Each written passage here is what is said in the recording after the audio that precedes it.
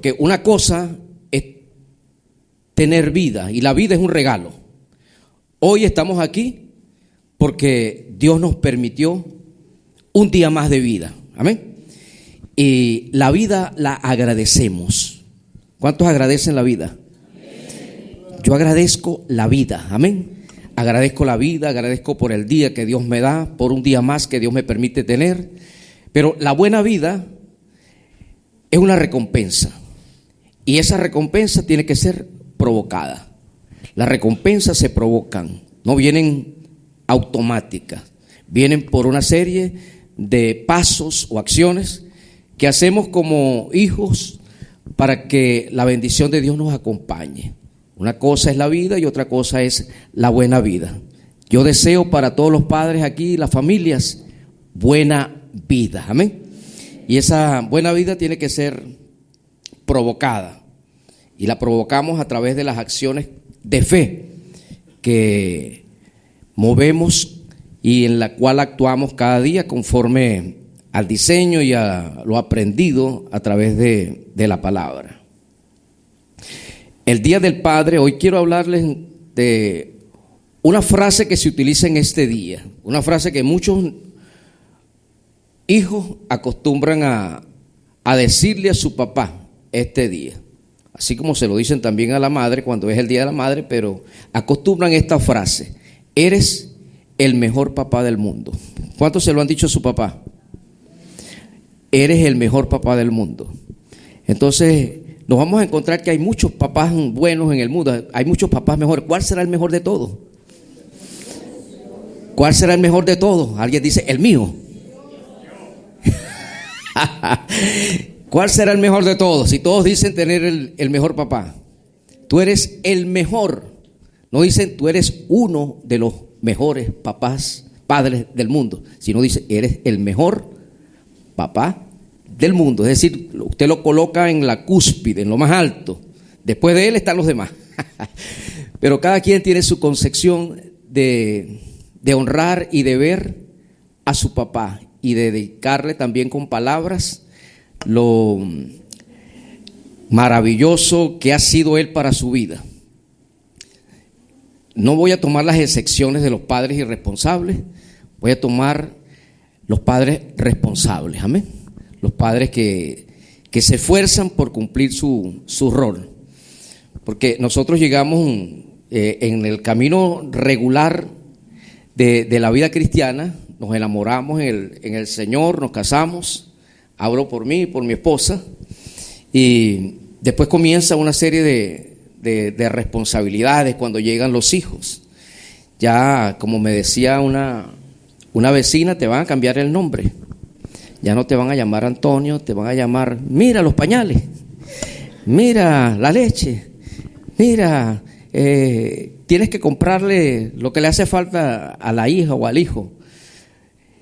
Porque vienen una serie de pesos adquiridos en la misma familia que va creciendo y que tenemos que asumir con pie firme, amén, con pie de plomo.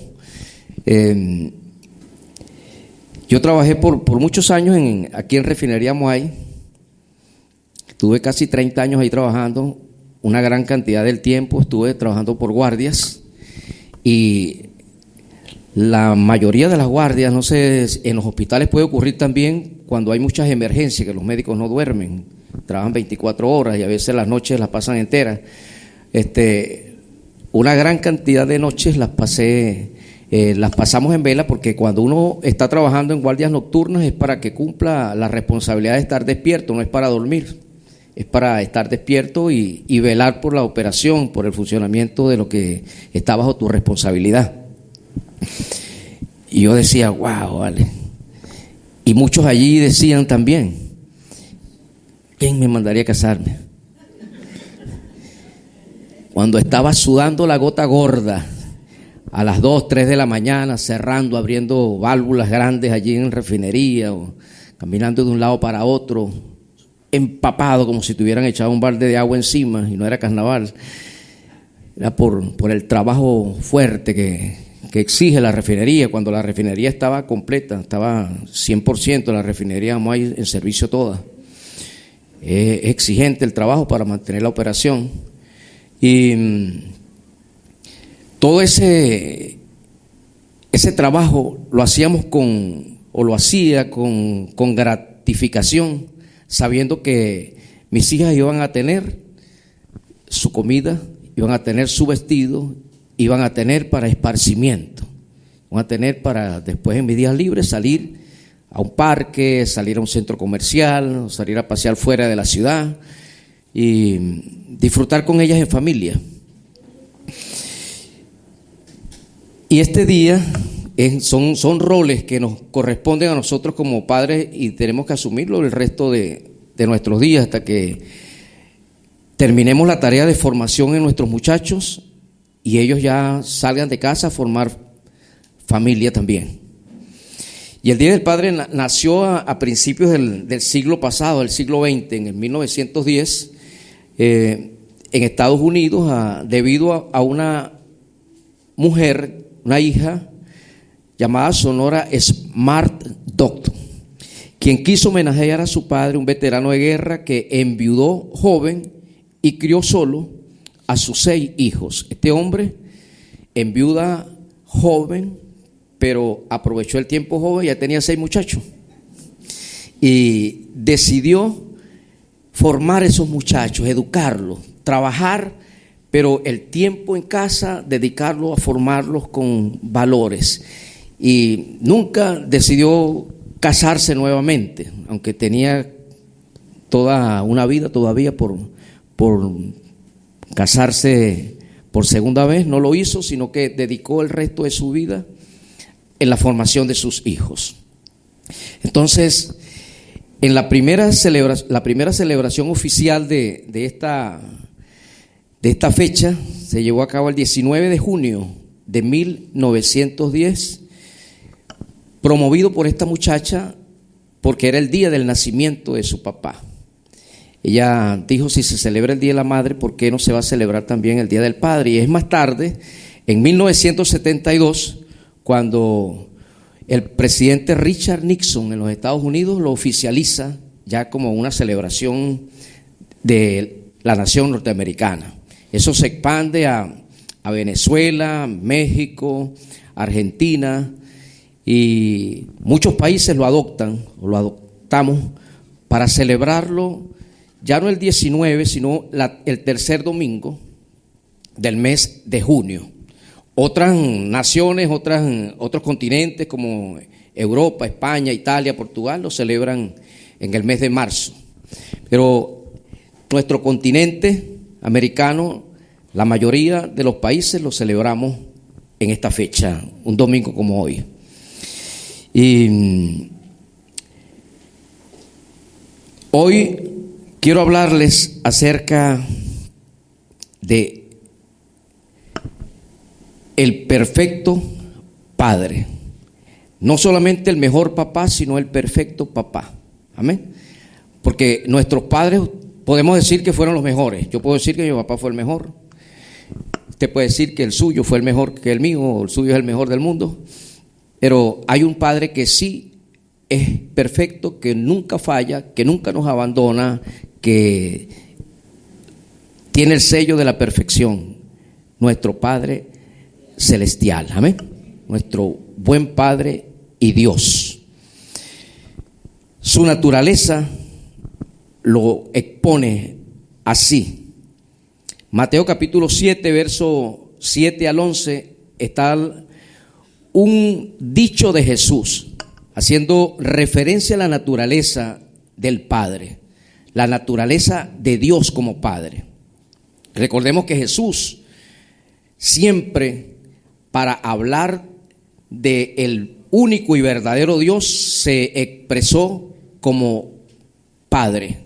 Nunca, en una sola oportunidad está registrado que lo llamó Dios, pero siempre llamó a Dios Padre. Amén. Enfatizó la paternidad de nuestro Dios, de nuestro Creador. Dice Mateo 7, del 7 al 11, pedid y se os dará, buscad y hallaréis, llamad y se os abrirá. Porque todo aquel que pide, recibe. El que busca, halla, y el que llama, se le abrirá. ¿Qué hombre hay de vosotros que si su hijo le pide pan, le dará una piedra? O si le pide pescado, le dará una serpiente. Pues si vosotros, siendo malos, sabéis dar buenas cosas a vuestros hijos, ¿cuánto más vuestro Padre que está en los cielos dará buenas cosas? ¿A quién? A los que le pidan. Amén. Nosotros somos de naturaleza pecadora. La naturaleza del hombre es pecadora por herencia del primer creado. Eso se vino al resto de la raza humana. Y siendo de naturaleza pecadora, queremos y deseamos dar cosas buenas a nuestros hijos. Amén. Hay limitaciones que tenemos para darles ciertos gustos que quisiéramos dárselos, que si los tuviéramos, se los diéramos. Compraríamos los tenis o las botas de mejor calidad, la ropa de marca, le daríamos lo mejor que nuestros recursos posibilitan hacia nuestros hijos. Pero muchas veces no les damos todas las cosas en el nivel de excelencia que deseamos por la carencia o por el nivel de recursos que tenemos. Pero Dios, nuestro Padre, es el dueño de todas las cosas creadas. Es el dueño, dice la Biblia en Ageo 2:8, es el dueño del oro y de la plata. Dios es el dueño de todo el recurso. En el cielo no hay escasez, no hay miseria. Dios tiene recursos abundantes para entregárselos a sus hijos. Solo espera que nosotros como hijos le pidamos. No tenemos, como dice Juan también capítulo 16 en el verso 24, porque no pedimos.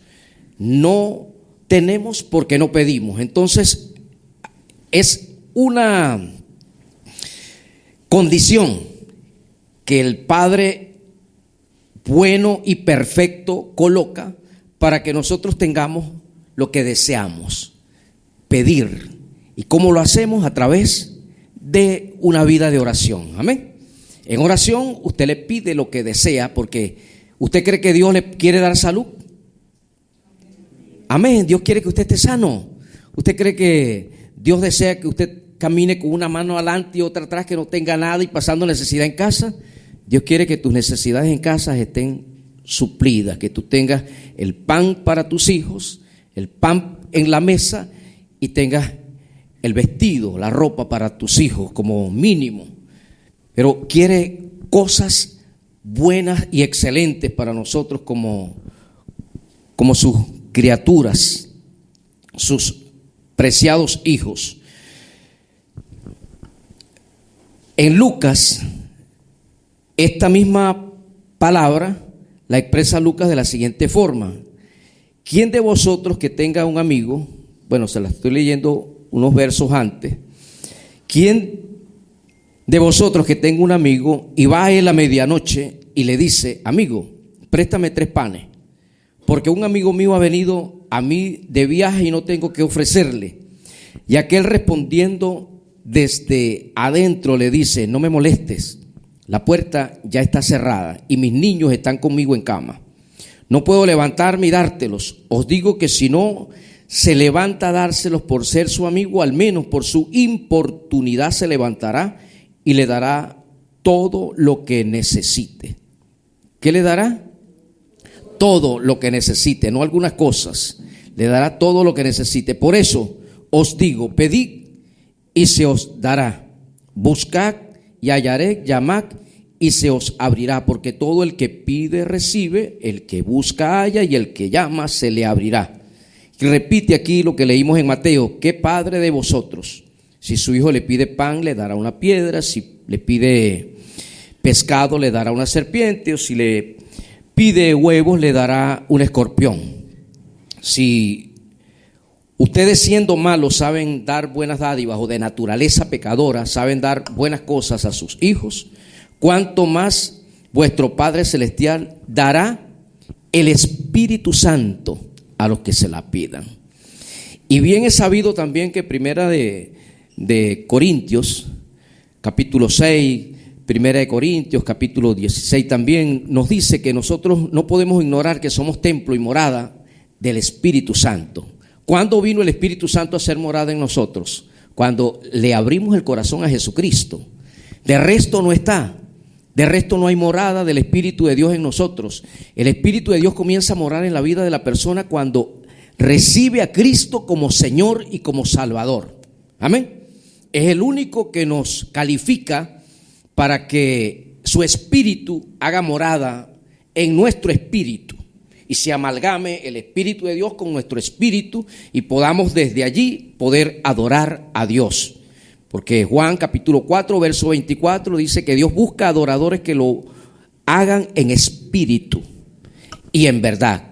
La verdad es Cristo y su espíritu lo recibimos cuando Él mora por la fe en nuestros corazones. Amén. De resto no hay morada del Espíritu Santo en la vida de la persona.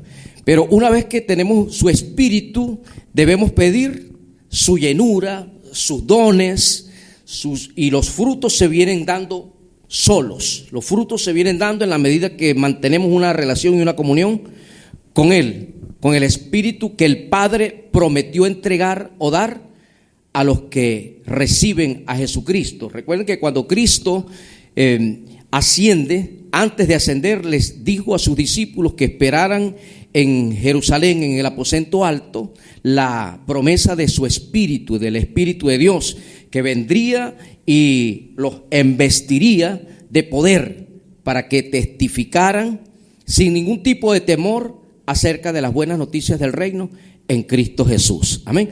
Porque solamente es en Cristo que el hombre recibe salvación.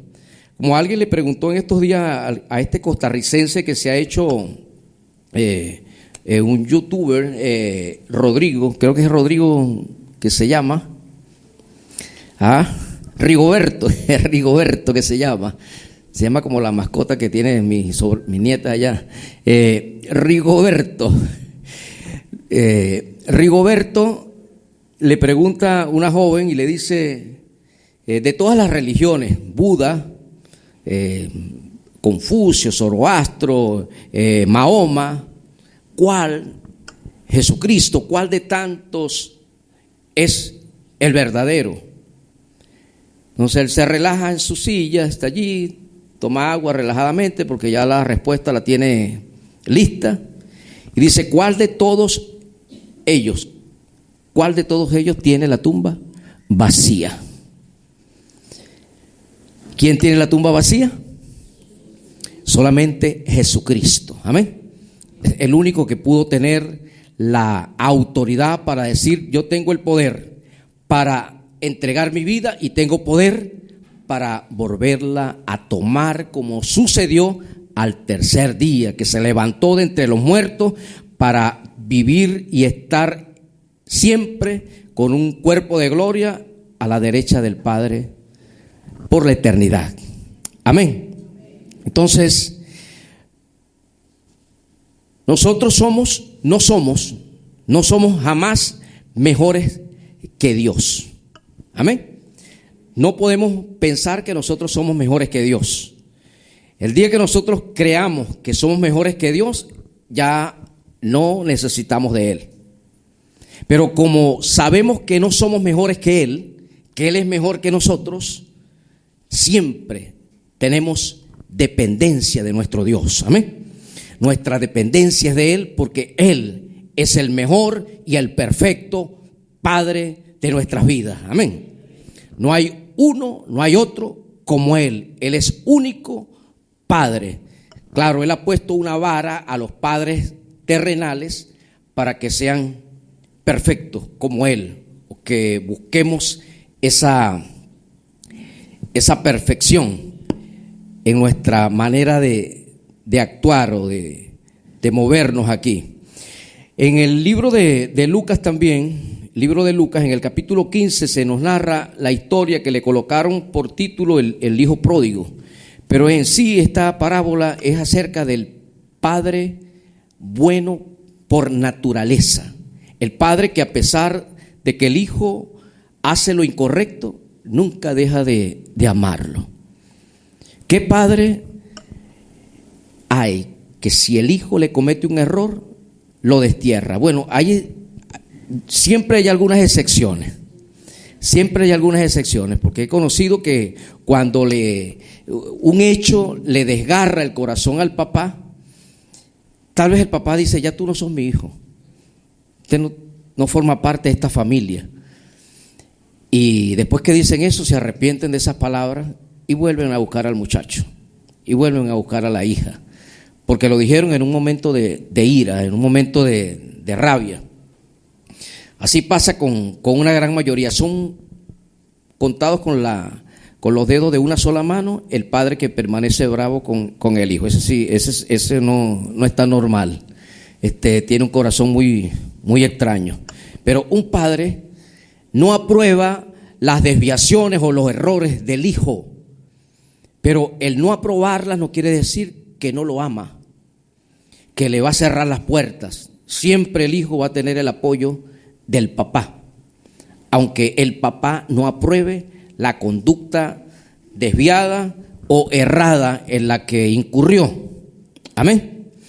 Como padres sabemos que estamos en un mundo lleno de maldad y que un hijo puede cometer un error, una falta, pero el hijo tiene que saber también que hay un padre perdonador, que en medio de una exhortación o de una llamada de atención fuerte, es el amor que nos conlleva a estas palabras o a este tipo de actitud, porque queremos lo mejor para nuestros hijos. Lucas capítulo 15, verso 11 en adelante dice: también dijo: un hombre tenía 2 hijos. El menor de ellos dijo a su padre: Padre, dame la parte de los bienes que me corresponde. Y les repartió los bienes. Uno lo pidió, pero el padre le repartió los bienes a los 2. Para decir, aquí no quiero que se haga ver que tengo preferencias. Aquí no hay preferencia que le voy a dar a este lo voy a dejar viendo lejos. Uno pidió y los 2 recibieron. Dice: dame la parte de los bienes que me corresponde, y les repartió los bienes. No muchos días después, juntándolo todo, el hijo menor se fue lejos a una provincia apartada y allí desperdició sus bienes viviendo perdidamente.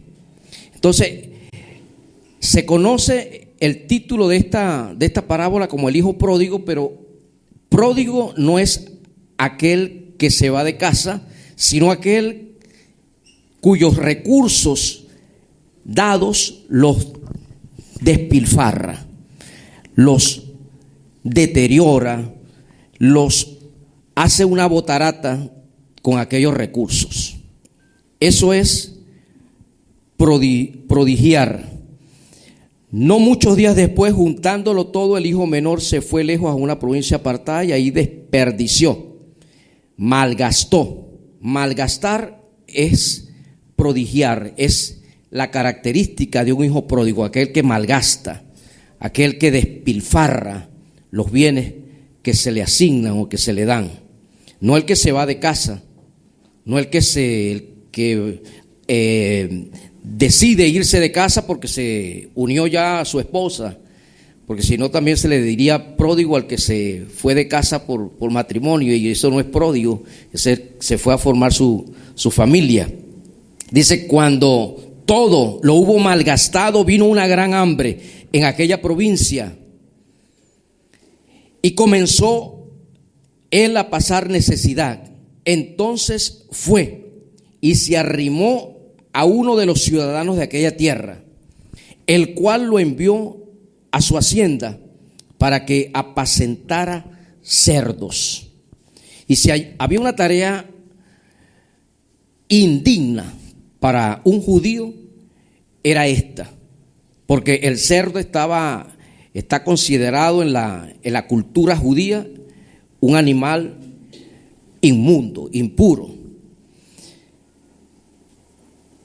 Entonces se fue y se arrimó a los ciudadanos de aquella tierra, el cual lo envió a su hacienda para que apacentara cerdos. Deseaba llenar su vientre de las algarrobas que comían los cerdos, pero nadie le daba. Volviendo en sí, es decir, que el tipo estaba distorsionado de su pensamiento.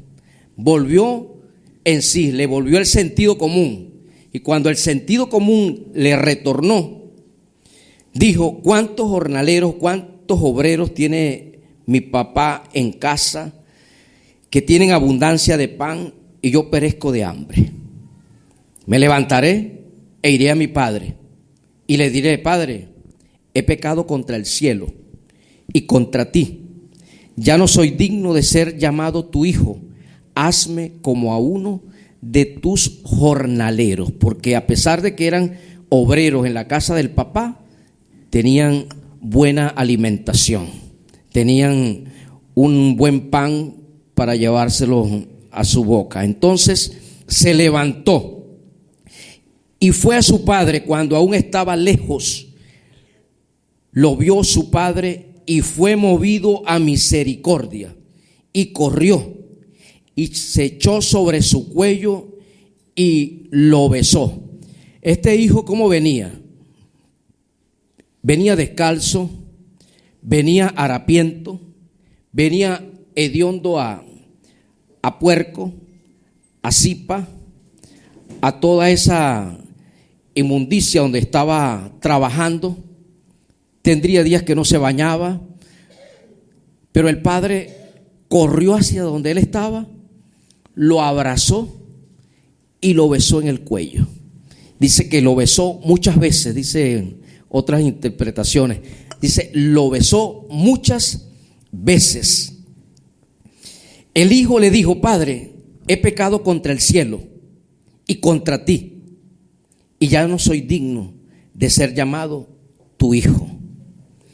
Padre, he pecado contra el cielo y contra ti. Él no dijo he pecado contra Dios, porque aquí el Padre simboliza a Dios.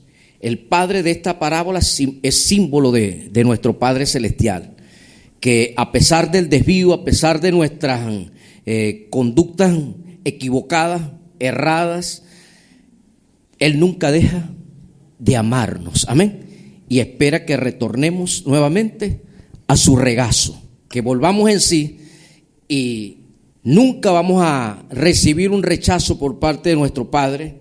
Pero Él dijo: he pecado contra el cielo.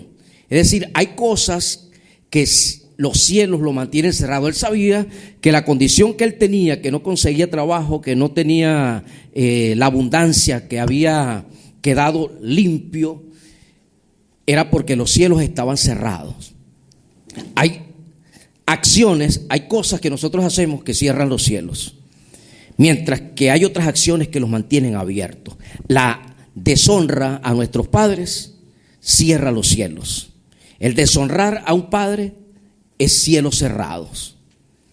Hoy en el Día del Padre, no solamente palabras. Si usted tiene recursos, o ya cuando se acerca, debe tener un presente para entregarle a su papá.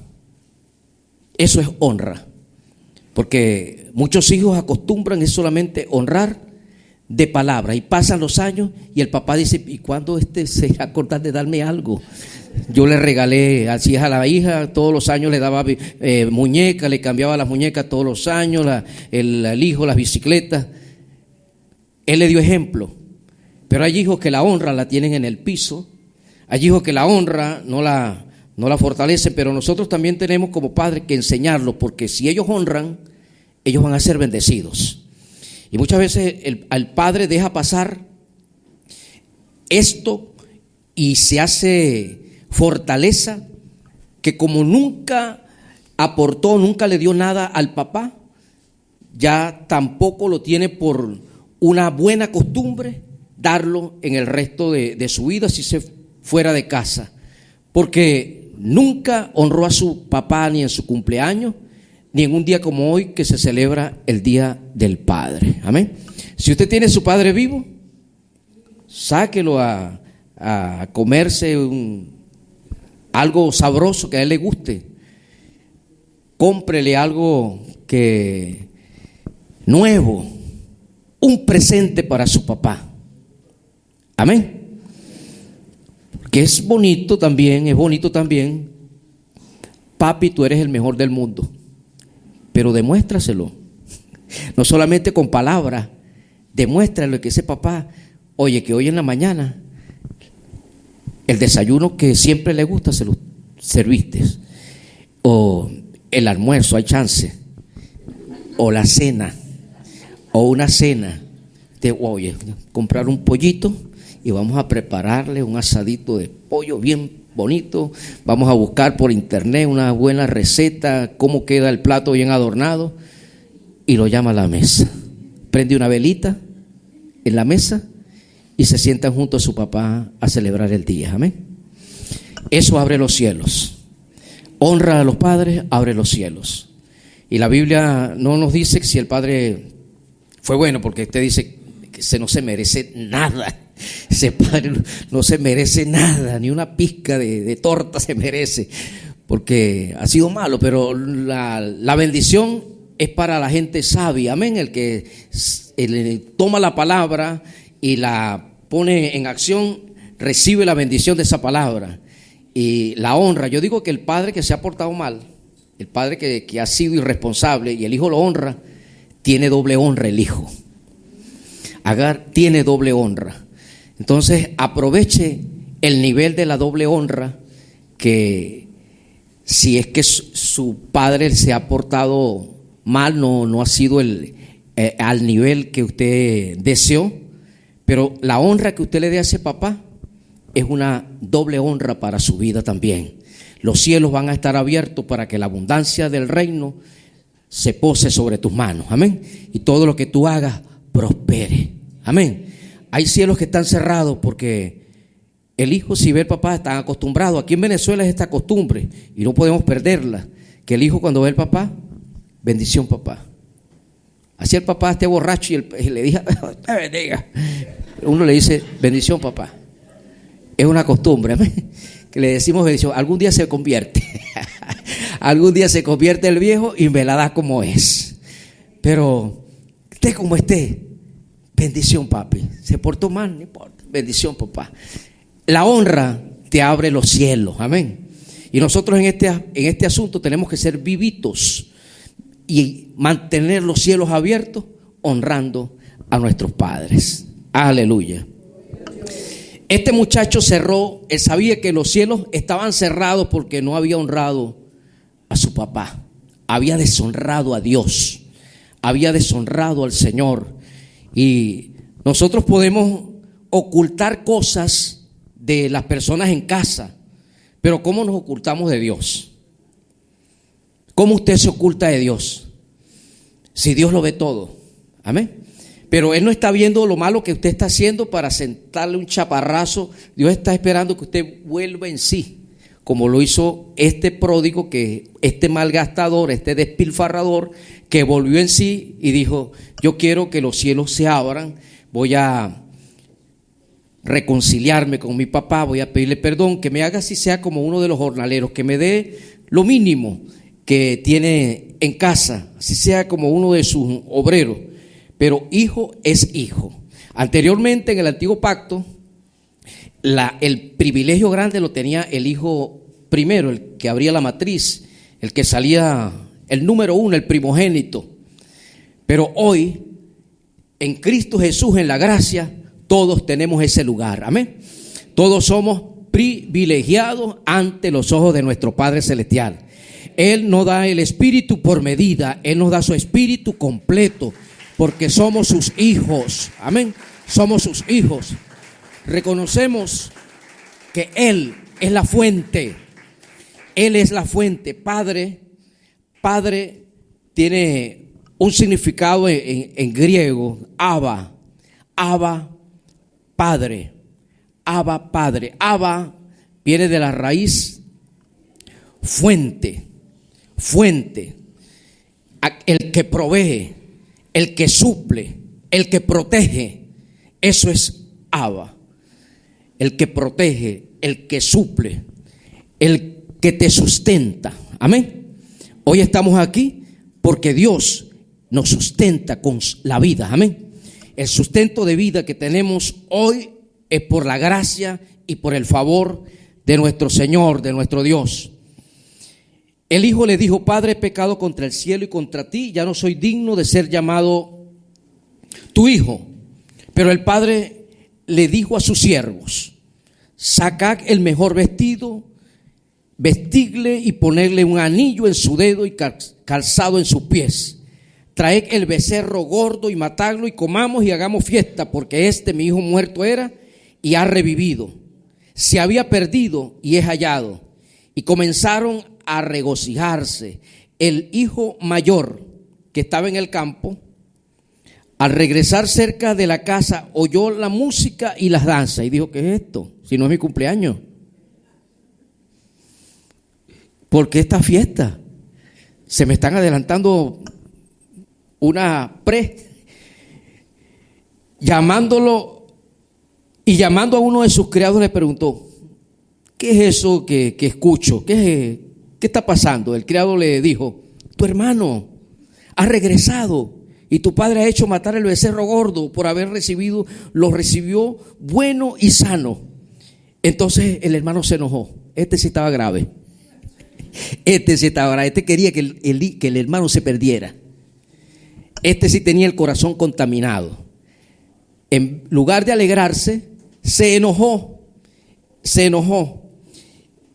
No quería entrar y salió por tanto su padre y le rogaba: pero entra, muchacho. Pero él respondió y le dijo: Padre, tantos años hace que te sirvo, no habiéndote desobedecido jamás. Nunca me has dado ni un cabrito para gozarme con mis amigos.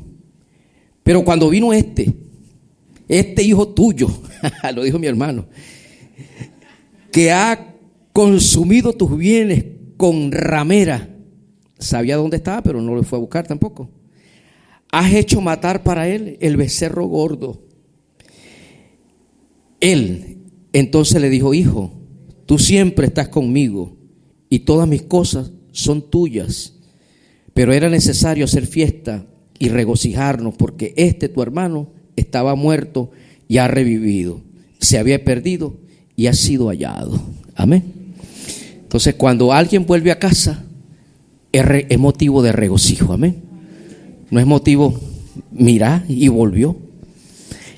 Es motivo de regocijarnos por aquel que estuvo y regresa a casa, por aquel que estuvo y se fue y retornó a casa, aquel que se apartó del Señor y retornó a casa. Es motivo de alegría, de contentamiento. Pero en esta actitud es el corazón. El primero tuvo la actitud correcta. Dijo: yo soy malo, yo he hecho lo malo ante mi padre. He hecho lo malo, mi padre no es malo, mi padre es bueno. Yo voy hasta él, le voy a pedir perdón. Pero este otro hijo tenía su corazón contaminado. Y es una blasfemia lo que él dijo, o lo que él hizo, lo que él tenía en su corazón, porque él dijo: yo soy bueno, yo no he hecho nada malo. Yo no he hecho lo que hizo este otro, despilfarrador, ramero, hacedor de lo malo, que despilfarró todo lo que mi padre le entregó. Yo soy bueno, mi padre es malo. Tenía un concepto errado de Dios. Y nuestro Dios, como el título de este mensaje, es nuestro Padre bueno y perfecto. Amén. No podemos atribuir cosas malas que nos suceden a Dios. Porque hay gente que dice: estoy en el hospital, pero es por voluntad de Dios. No, eso es a un centímetro, a poquita distancia de blasfemar, de asignarle cosas a Dios que son del diablo. Porque la enfermedad no viene de parte de Dios. Dios es el que te quiere sacar del hospital. Amén. No es el que te lleva al hospital. Dios es el que te sana, Dios es el que te libera, Dios es el que te da todo lo bueno, porque esa es su naturaleza. Dios no es el que te quiere ver con recursos mínimos o sin recursos, porque Él tiene todo lo que tú necesitas. Solo espera que volvamos a Él y le pidamos de todo corazón que nos entregue lo que nos corresponde. Amén. Porque Romanos capítulo 15, verso 8 en adelante dice que nosotros hemos recibido un espíritu no de esclavitud, sino de adopción, nos adoptó. Pero esa adopción no es que nos relegó herencia, sino que nos dio la misma herencia que tiene Jesucristo. Amén.